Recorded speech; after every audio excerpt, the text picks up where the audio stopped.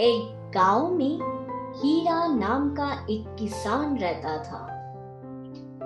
वो बहुत ही आलसी था और दिन भर सोता रहता था। हीरा की इस आदत से उसकी बीवी काफी परेशान थी। हर रोज की तरह हीरा सो रहा था। उसकी पत्नी आती है और कहती है, लो, गांव के सभी लोग अपने अपने खेतों पर काम करने के लिए निकल गए हैं, लेकिन ये अभी भी सो रहे हैं। इस आदमी का मैं क्या करूं? मेरा तो नसीब ही खराब है। इतने में हीरा नींद से उठ जाता है और कहता है, क्या करूं भगवान, मुझे काम करने का मन ही नहीं होता। कहीं भी थोड़ा बैठ जाऊं तो मुझे नींद आने लगती है।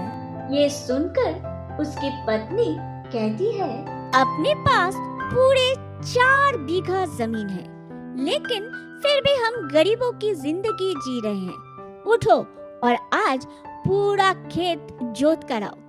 काम पूरा नहीं किया तो घर आने की हिम्मत मत करना।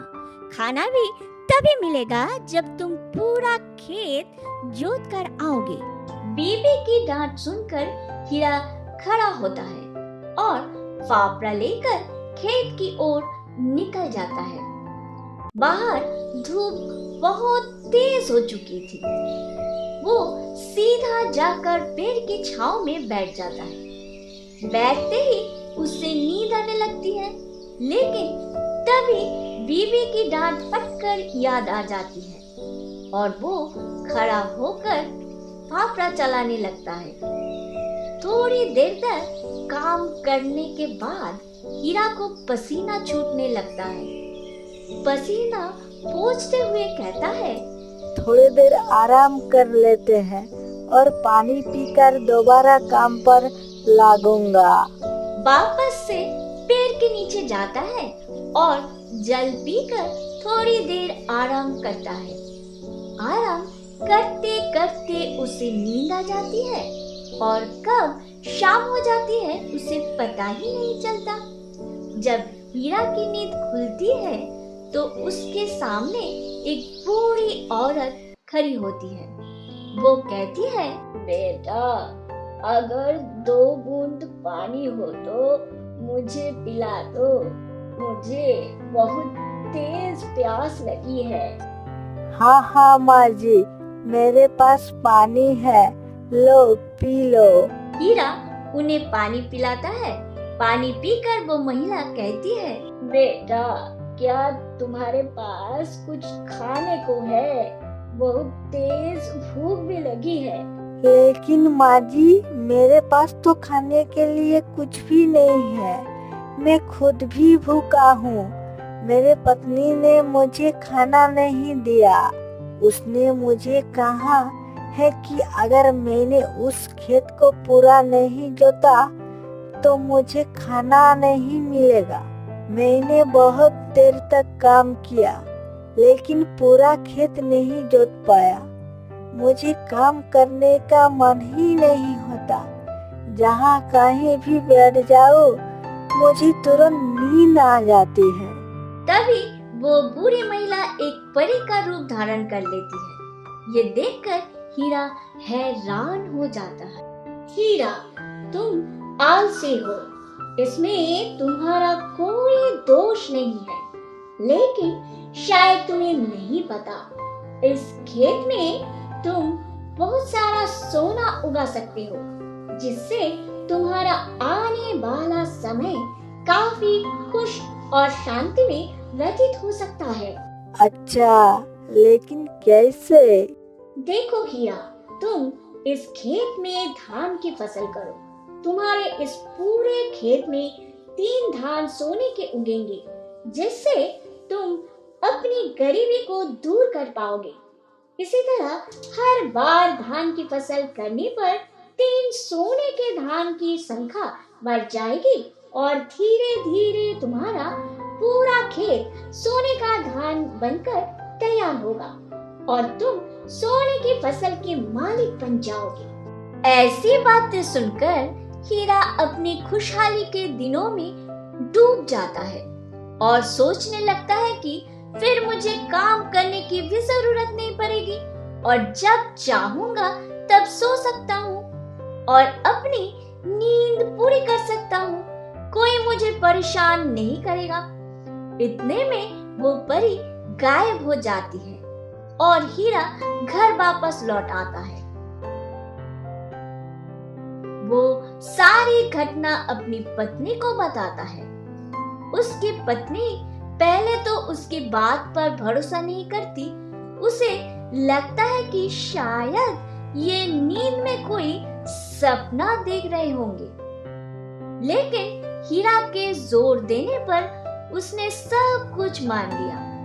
हीरा की पत्नी ने हीरा से कहा, तो फिर चलो अभी हम दोनों मिलकर खेत को जोत कर आते हैं और उसमें धान की फसल को भी बो आते हैं। हीरा उसकी बात सुनकर थोड़ा सा उदास हो जाता है, लेकिन उसकी पत्नी ने उसे कहती है, खुद लक्ष्मी माता ने हमें ये संदेश दिया है और तुम हो कि अभी भी आलस में डूबे हुए हो। पत्नी के जोर देने पर हीरा को खेत पर जाना पड़ा। दोनों ने मिलकर रात भर खेत जोता और सुबह तक उन्होंने धान की फसल को भी बो दिया। कुछ दिनों बाद हीरा के खेतों में धान की फसल उगी।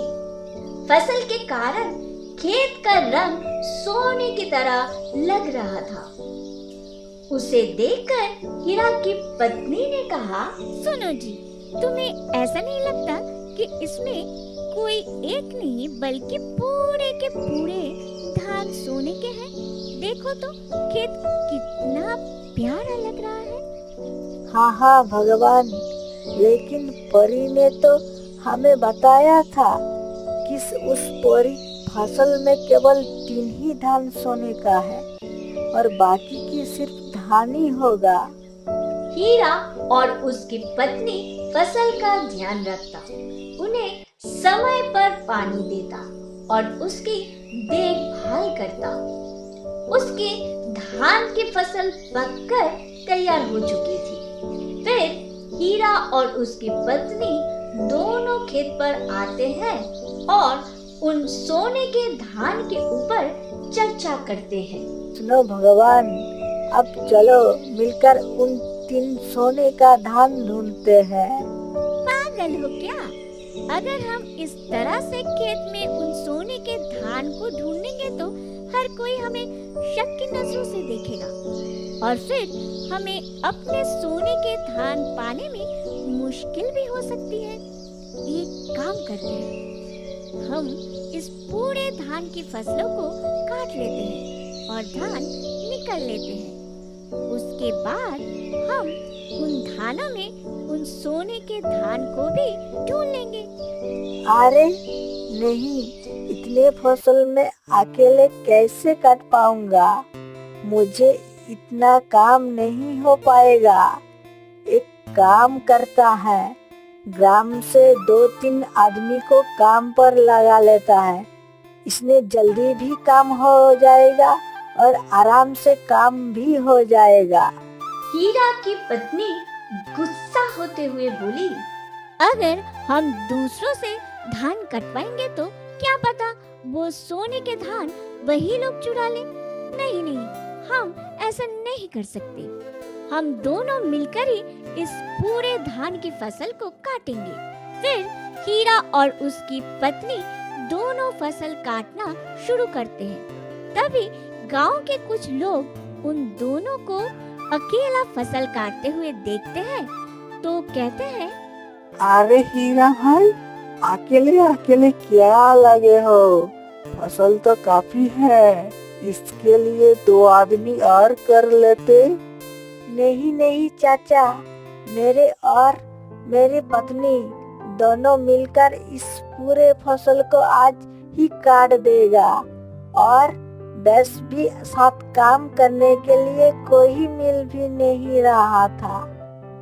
अरे नहीं मिल रहा तो क्या, चलो हम ही तुम्हारे साथ काम कर लेते हैं।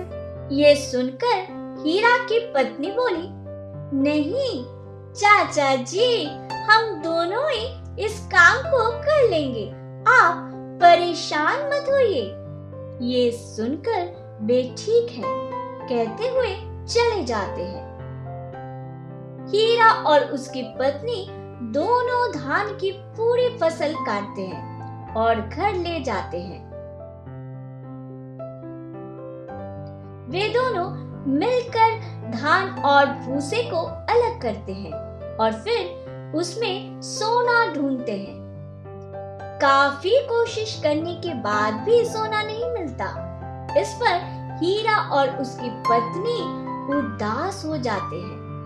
हीरा की पत्नी ने हीरा से कहा, सुनो जी, सोना तो नहीं है, अब क्या करें? हाँ भगवान, सोने तो नहीं है इसमें, एक काम कर लेते हैं, तुम इस धान को जमींदार के पास बेच देते हैं। हीरा उस पूरे धान को जमींदार के पास लेकर जाता है। जमींदार हीरा की फसल देखकर काफी खुश हो जाता है, क्योंकि उसका पूरा धान सोने की तरह चमक रहा था। इस पर जमींदार खुश होकर उस धान के बदले हीरा को बहुत सारे पैसे देता है, जिसकी हीरा ने कभी कल्पना ही नहीं की थी। इसके अलावा जमींदार अगली बार के फसल के पैसे हीरा को पहले से ही दे देता है, ताकि अगली फसल भी वो खरीद सके। अब हीरा के पास काफी पैसे थे। वो उन पैसों को लेकर घर वापस आता है और अपनी पत्नी को देता है। सुनो भगवान, सोना नहीं मिला तो क्या हुआ, देख रही हो ना, इतने पैसे पहले कभी नहीं थे हमारे पास। हाँ हाँ, सही कहा आपने, मुझे तो यकीन ही नहीं हो रहा है, इतने सारे पैसे एक साथ देखकर।